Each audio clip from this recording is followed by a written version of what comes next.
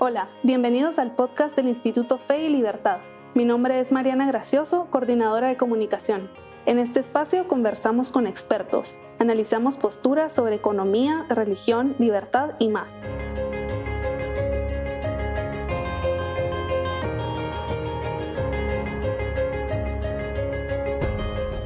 Bienvenidos a un nuevo episodio del podcast Fe y Libertad. A pocos días de las elecciones en Guatemala, la volatilidad política, la incertidumbre y la poca confianza en la política aún dominan la opinión pública. En pocas palabras, la mayoría todavía no sabe por quién votar.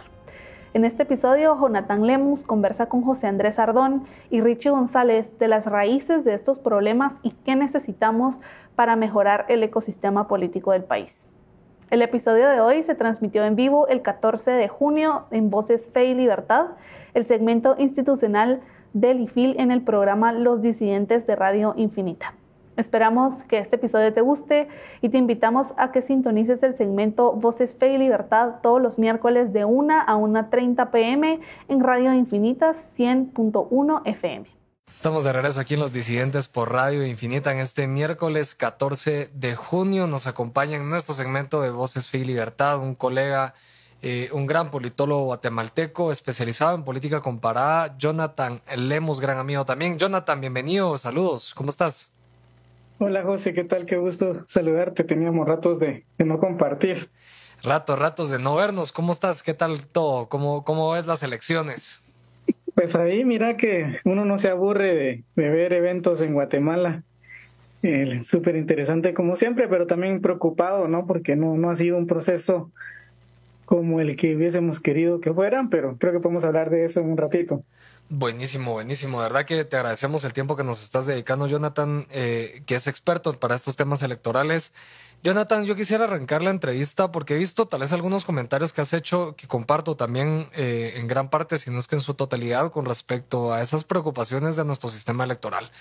Pero la pregunta es un poco difícil, pero ¿qué tan preocupado estás, Jonathan? Realmente, no sé, digamos, si poner una escala de 1 a 10, siendo 1 nada preocupado y 10 exageradamente preocupado. ¿Qué tan preocupado estás con todo lo que ha estado ocurriendo en nuestro proceso electoral en este 2023? Bueno, yo te diría que te voy a dar un número y de ahí quizás voy la justificación. Vamos a a justificar mi respuesta. Sí. Diría que va a ir por un 7.5 por ahí, un 7.5. Y la razón es porque creo que, si bien hemos visto ya a lo largo del tiempo esta práctica terrible, me parece, de judicializar la política, de que en las cortes se define quién participa y quién no, o sea, no es algo nuevo, es algo que ya sucedió antes.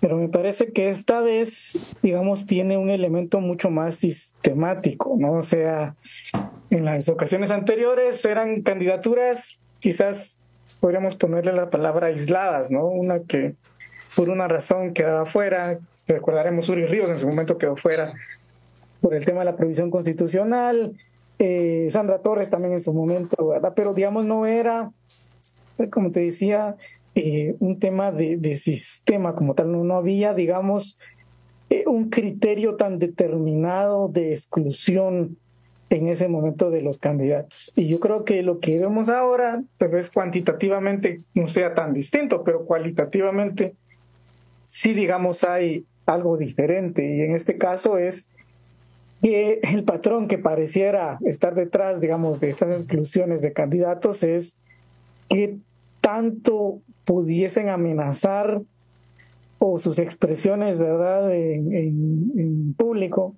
pudiesen ir en contra, digamos, de un sistema que se va consolidando en Guatemala. Entonces yo creo que ahí ya es de generar alertas, ¿no? Porque eso significa que ya no es casos individuales, sino que ya es un tema de excluir grupos completos, ¿verdad? Y ahí entonces sí ya se te vuelve un problema del entendimiento de lo que la democracia debería ser, ¿verdad? O sea, sí hay competencia, yo creo que hay competencia entre los candidatos que quedan, pero ya el tema de la pluralidad, que creo que es parte fundamental de un sistema democrático, ese sí ya está siendo muy debilitado, ¿verdad? Entonces, el día que ya no haya competencia, ahí te doy un 10, pero hoy día todavía hay algo de competencia.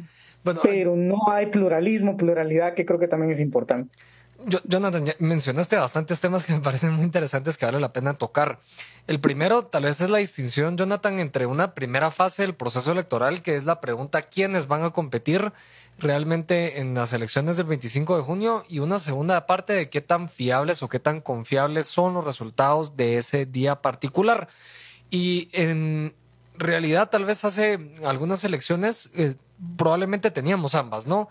Se podía competir y el día de las elecciones se confiaba al 100% de los resultados.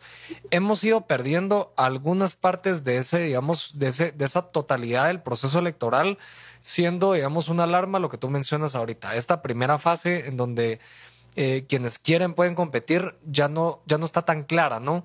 Pero seguimos teniendo esa segunda parte de lo que el día de las elecciones ocurra es la realidad. ¿Compartes un poco esa apreciación? Bueno, fíjate que es algo que creo que tenemos que esperar a ver qué pasa el 25. Ya recordarás hace 4 años, que eso sí creo que no tuvo fundamento, pero se levantó la narrativa de que había fraude. No sé si te recuerdas, sí, cuando el tema de, no recuerdo exactamente cuál fue el problema específico, pero si no estoy mal era un tema de conteo, que alguien cometió un error ahí, de digitación. Sí. Exacto. Y entonces se armó, ¿te acuerdas? Estuvimos en el limbo como unas 3-4 días, que había, digamos, mucho revuelo, y sí, digamos, logró colar un poco más esa idea del fraude. Obviamente hay grupos un poco más en la dirección antisistema que han venido hablando de fraude hace buen rato. Y hoy día, por ejemplo, el otro día estaba escuchando una entrevista de un candidato que creo que va subiendo, que es Villacorta, y él decía que hace 4 años hubo fraude, ¿no? Y que a él le habían robado votos. Entonces yo te digo, yo creo que no está tan claro que vaya a haber una aceptación de resultados como la hemos tenido anteriormente. Yo creo que esos llamados, o no llamados, sino alertas de que hay fraude y demás, van a ser más comunes en este 25 de junio. Van a tener, digamos, un poco más de eco. Ahora, eso es lo que los actores van a decir con respecto a la elección. Ahora, si realmente tenemos un aparato estatal, digamos, que va a tener como misión cometer un fraude el día del 25, ahí lo veo más difícil, en el sentido de que el sistema, digamos, de supervisión del voto no ha cambiado. Todavía tenemos las juntas electorales, que son, digamos, que las conforman ciudadanos. Es muy difícil, solo veamos si nos damos la teoría de acción colectiva, ¿verdad? Sí, es muy difícil lograr coordinar, digamos, a una cantidad de ciudadanos, muchos de ellos que no están involucrados en tema político, para dirigir, digamos, la elección hacia cierto resultado. Pero yo sí creo que la parte de narrativa, la parte de discurso, la parte de desacuerdos, especialmente las encuestas, también, digamos, estamos con la duda de qué tan certeras son, pero si vemos las encuestas, bueno, tenemos que esperar a ver después de la salida de Pineda, pero la sensación que da es que tenés 3 candidatos que no tienen mucha distancia entre sí, o al menos el segundo lugar y el tercero van a estar cerrados. Entonces eso le va a agregar un elemento de complejidad, me parece, a ese proceso en términos de la confiabilidad del voto. Entonces ahí, digamos, va a haber un conflicto entre la narrativa y la realidad, y vamos a tener que esperar. Yo de verdad no soy muy optimista de que vaya a ser como procesos anteriores, que en un par de horas ya teníamos el resultado. A mí lo que me molesta un poco, Jonathan, es esa poca madurez, creo yo, política que existe al momento de decir las encuestas mienten, pero si aparezco en las encuestas en 4º o 5º lugar, tal vez sí dicen la verdad. Las elecciones, creemos y confiamos en las elecciones, por eso estamos participando, pero si no quedo 1º o 2º lugar, voy a decir que hubo fraude. Entonces, esa, digamos, actitud inmadura de los políticos creo que le está haciendo muchísimo daño a la política. Ya pasó con Pineda, Villacorta lo ha estado mencionando. Entonces no se vale jugar un juego y después no reconocer los resultados cuando evidentemente no salen necesariamente a tu favor. Entonces eso creo que es un problema que sí estamos experimentando. Lo que sí es cierto, José, es que, o sea, yo no sé, seguro estás en todos esos grupos de WhatsApp que mandan una encuesta casi que diaria, sí, ¿no? Y digamos, la cantidad de empresas nuevas de encuestas, no sé, a mí me parece impresionante. Hay un tema ahí, más que también de inmadurez, que estoy de acuerdo contigo, que hay muchos que, digamos, son muy fluctuantes en su opinión con respecto a esto. También hay un tema de falta de entendimiento de la ciencia detrás de las encuestas, ¿verdad? Uh-huh. Y digamos, el tema de la representatividad de una muestra y todo eso, digamos, hay cierta carencia. en cuanto al poder comprender digamos, en qué consiste una encuesta que tenga cierta seriedad y otra que no. Porque hay encuestas serias, me parece. O sea, no podemos decir que todas las encuestas son malas, pero hay unas que obviamente tú dices, esas las sacaron, digamos, de una muestra de conveniencia y no sabes realmente cómo fue hecha, ¿verdad? Entonces, eso es lo que lo hace complejo, ¿verdad, José? Que no hay un blanco y negro en todas estas discusiones. Sí, sí, digamos, que no se sepa, digamos, que es una muestra, porque lo primero que critican al ver las encuestas es que, pero ¿cómo es posible que solo entrevistaron a 1.200 o 1.300 personas y somos 17 millones de guatemaltecos? Pero, digamos, eso es carecer conocimiento de cómo funciona la estadística, pero creo que, digamos, es un tema que sí vale la pena tener presente, ¿verdad? Saber distinguir una buena encuesta de una encuesta que tal vez no está siendo tan certera o metodológicamente correcta, pero sí es una buena sugerencia. Jonathan, yo tengo otra pregunta, porque ya mencionas algo en tu intervención también, una cuestión de sistema, ¿no? Y yo creo que es un concepto que se está utilizando bastante en la actualidad, que es, digamos, difícil de describir, pero es muy importante porque si lo que las personas están diciendo es cierto, el riesgo que existe para nuestro país en términos democráticos y republicanos es un riesgo bastante elevado. Cuando hablamos de que puede, Jonathan, que exista un sistema en donde hay diferentes actores en concordancia para alcanzar determinados fines, ¿de qué estamos hablando, no? ¿Qué implica eso y cómo se relaciona un poco con la posibilidad de que exista o que digamos que el sistema esté cooptando las elecciones? Sí, sí, yo estoy de acuerdo contigo que es complicado, porque pero puede ser si real, tú comparas, digamos, puede ser si real. tú comparas, sí, tal vez para responder la pregunta, lo que tal vez nos serviría es hacer comparaciones con otros países, ¿verdad? En otros países, tú efectivamente puedes ponerle rostro al sistema.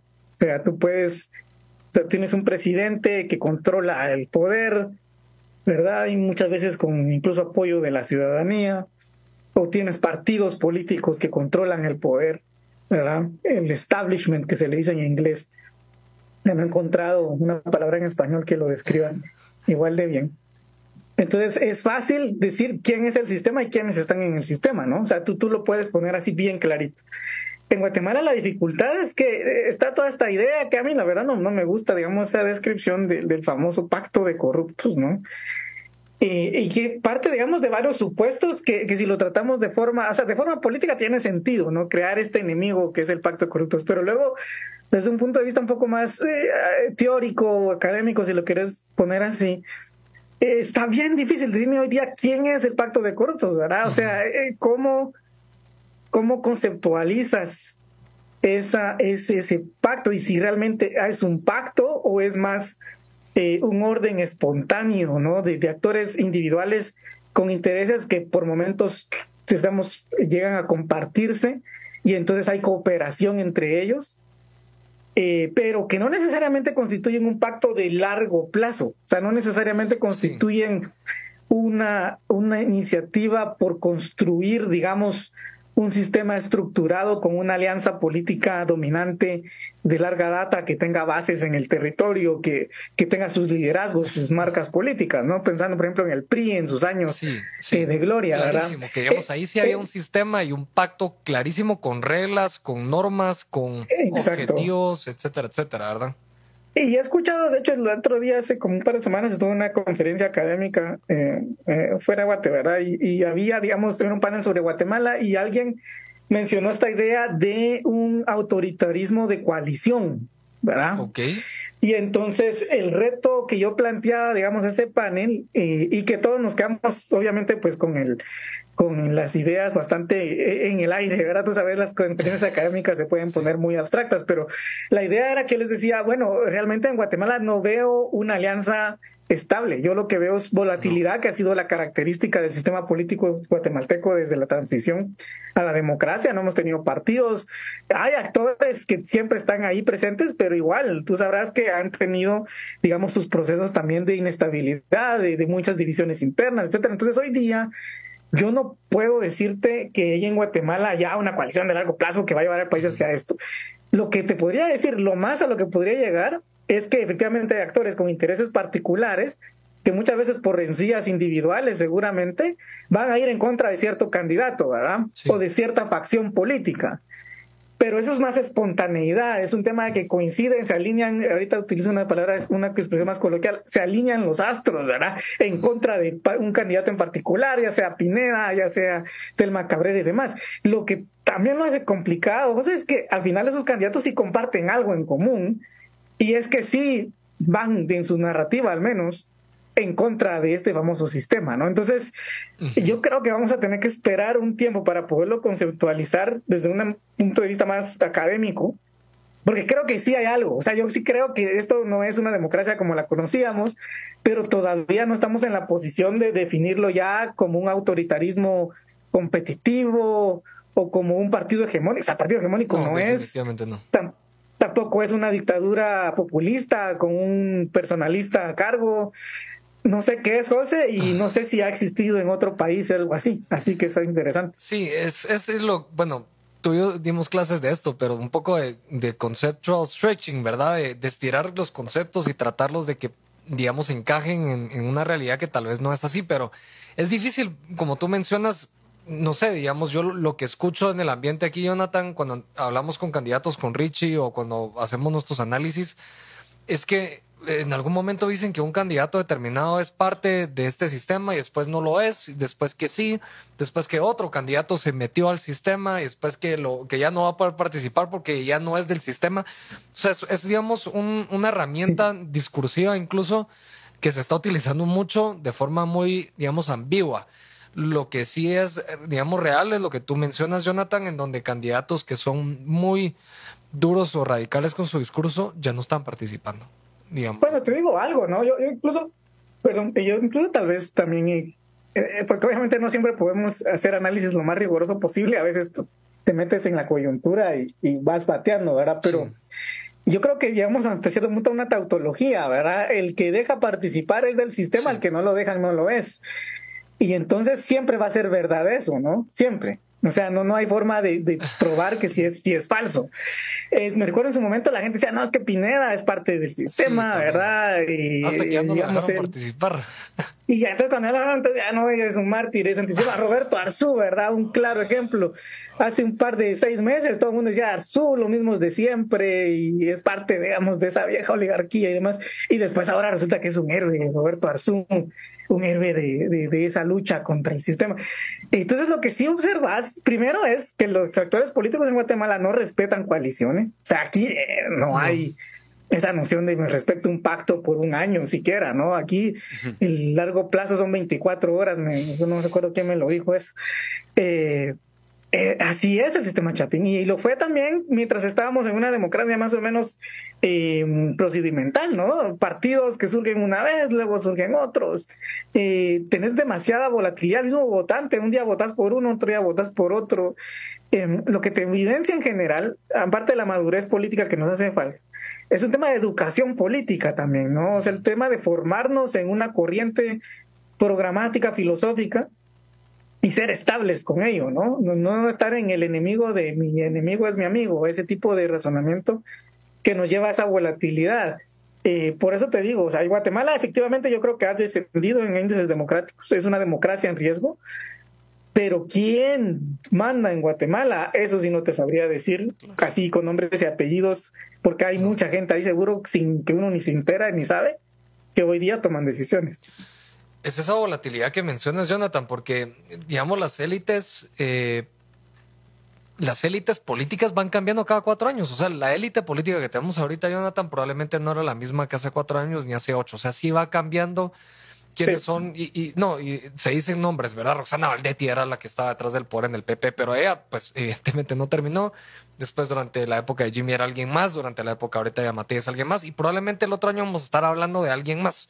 O sea, no hay, digamos, ese largo plazo que mencionas de un potencial pacto, ¿no? Lo que pasa es que no, y es, digamos, el sistema actual de Guatemala, incluso el electoral, no es funcional para que eso suceda, porque realmente o al menos mi percepción es de que realmente en Guatemala no tenés a nadie con el poder absoluto, sino tenés como 5 grupos, 4 grupos de interés que tienen poder Y realmente por eso es de que no pueden ni siquiera planear a largo plazo, porque están ahí y se ponen de acuerdo solo para lo que los beneficie, no hacen proyecto y realmente nadie tiene un poder absoluto. Yo así es como lo veo realmente, y por eso es de que, como mencionás, ¿cuándo fue Roxana Valdetti? 2015. Hace 8 años. Hace 8 años se decía que los que tenían todo el poder era Roxana Valdetti, Alejandro Siñobaldi y Manuel Valdizón. El día de hoy ellos están totalmente fuera de la jugada, pero aparece Alejandro Yamatei, digamos, o aparece el Patojo, el Miguel Martínez.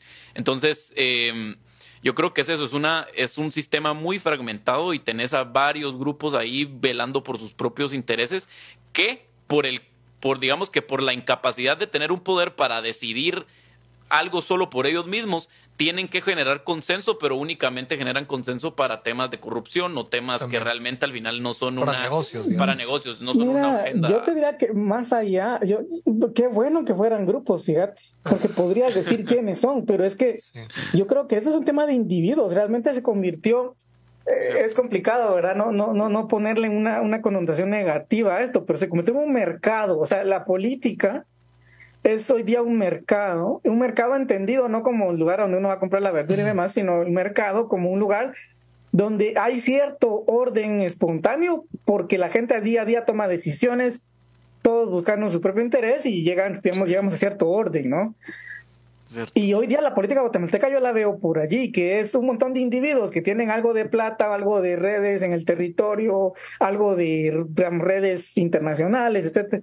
Un montón de individuos con influencia que no quieren sentarse a armar una coalición porque tampoco comparten, digamos, todos los temas en común, pero que por momentos, digamos, ven una amenaza, vieron Pineda es una amenaza, bueno, se sentaron, hicieron el pacto y movieron las fitas para que las cortes lo echaran.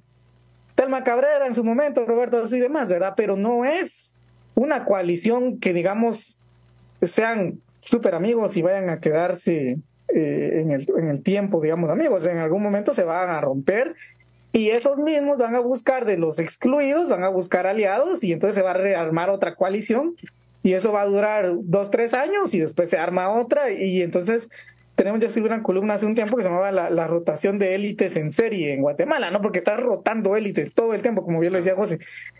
Y eso es lo que tenemos, pero lamentablemente ese orden espontáneo no te lleva a democracia, no te está llevando a democracia, sino que te está llevando a un autoritarismo, ¿verdad? Donde siempre el individuo excluido, pues no se le va a respetar su derecho a elegir, no se le va a respetar su derecho a ser electo, y va a tener que aguantarla así un par de años, y luego llega al poder ese individuo excluido y quiere sacar a los que estaban antes, y entonces se vuelve una de muy el siglo XIX con los caudillos, que primero gobernaba uno, después el otro le hacía una revuelta, y así nos fuimos, ¿verdad? Sí. Qué difícil. No, Jonathan, y hablando un poco de soluciones, ¿no? Porque estamos siendo muy descriptivos de lo que nosotros vemos que está ocurriendo. Y creo que en gran parte tenemos razón, digamos. No caemos tampoco, digamos, en el alarmismo o la conspiración, que creo que muchos caen. Hay que reconocerlo. Pero sí, creo que es importante hablar un poco de qué se puede hacer, digamos. Y Jonathan se ha centrado mucho en sus estudios en el tema de partidos. Jonathan es, digamos, el que acuñó el concepto de partido franquicia, que es, digamos, muy reconocido a nivel nacional.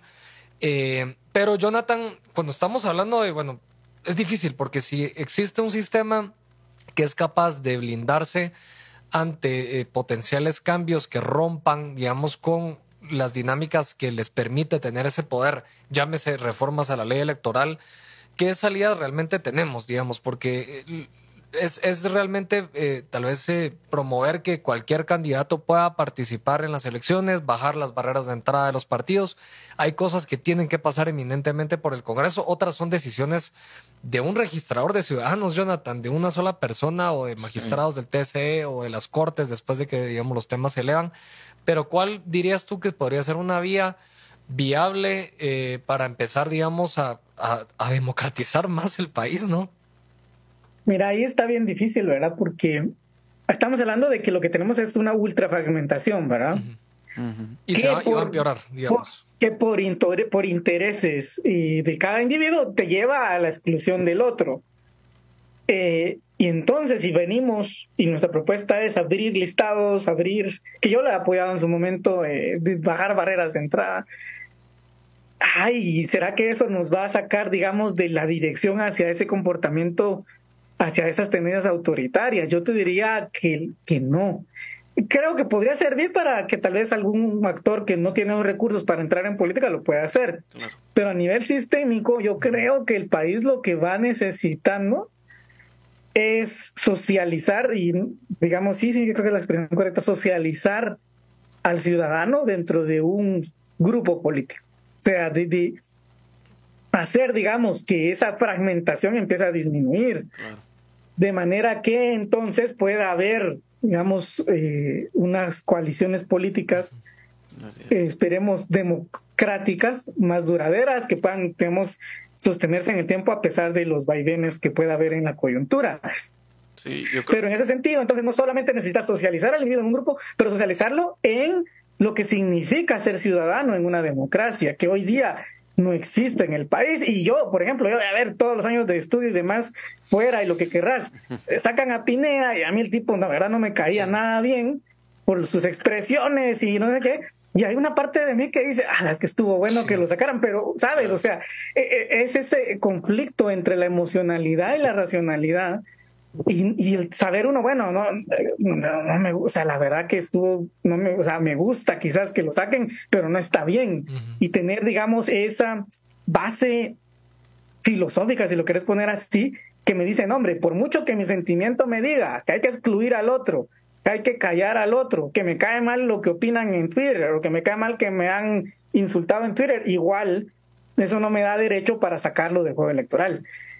Pero si no tenemos como ciudadanos esa capacidad de aceptar eso, es bien difícil que podamos llegar, digamos, a salir de la dinámica en la que estamos hoy, porque la dinámica de hoy es, tengo el poder, voy a excluir al otro. Y perdón, pero esto fue algo que también pasó en el 2015. Era exactamente la misma mentalidad. Yo tengo el poder y excluyo al otro. Lo demonizo. Es exactamente lo mismo.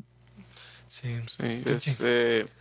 es complicado, pero justo digamos, respondiendo un poco también a lo que dijo José, yo creo que la vez pasada, al menos desde una solución que suena muy simple y pues obviamente realmente no es una solución porque no es una digamos, reestructuración de fondos, sino estábamos hablando del tema de que incitar a la gente a que votaran en línea, al menos por los diputados, que votaran por la misma bancada en el listado distrital y en el listado nacional, porque como mencionas, yo creo que esa fragmentación que hay, por ejemplo, en el Congreso de la República, es que es terrible porque no se ponen de acuerdo en nada. Este Congreso va a ser exactamente igual o peor, creo yo. Van a haber como 12, 15 bancadas en el Congreso de la República. Es una ridiculez. Más, tal vez. No, y es que es ridículo y vuelvo a lo que yo mencionaba. Yo creo que el problema ahí es de que, imagínate, vos tenés una bancada de 2 diputados dentro del Congreso de la República. No tenés el poder para presentar... Ni bisagra, o sea, no sos nada. No sos nada, pero ¿sabes qué sí puede ser? Puede ser un voto funcional a una iniciativa o algún negocio de corrupción o algo así. Ahí sí sos funcional. Ese es el único poder que tenés realmente. Participar en cosas que no están, digamos, que no están relacionadas pues a un buen trabajo legislativo o alguna propuesta de ley interesante, porque simplemente no podés. O sea, es que es bien complicado. De verdad parece una paradoja. O sea, tenés poder, pero no tenés. O sea, realmente. Y es carísimo aparte, ¿no? Cabal. Tener tanto individuo, es una inflación del precio de la gobernabilidad.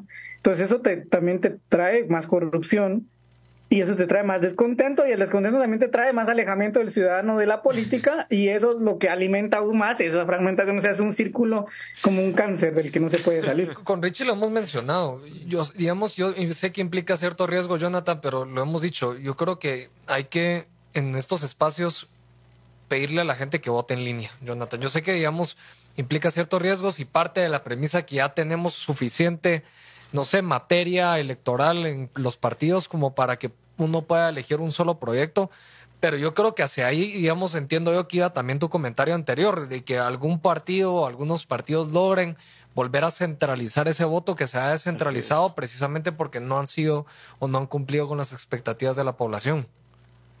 Sí, obviamente también está el tema de la libertad de elegir, de individual, ¿verdad? O sea, digamos, no podemos caer en el paternalismo del yo te digo cuál debería ser tu postura, pero sí creo que es válido dentro, digamos, de un marco liberal donde respetes la dignidad de la persona y la autonomía de la persona. Creo que es válido apostarle por la educación en democracia, ¿no? O sea, de educar realmente o sea, hoy día la educación la pensamos como para la economía.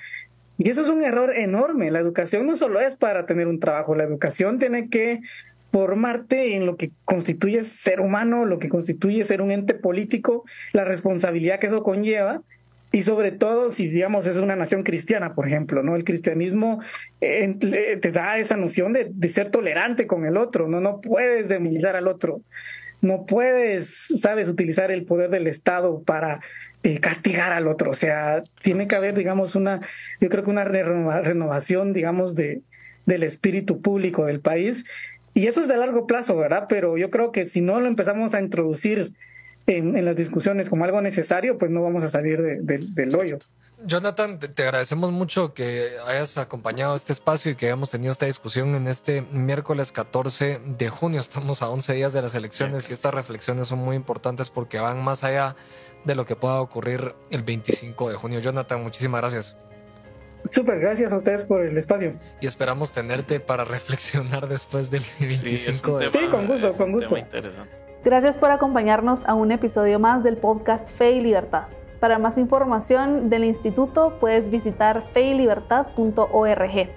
Y si quieres escuchar todos nuestros programas en la radio, utiliza el enlace en la descripción para unirte a nuestros chats de WhatsApp.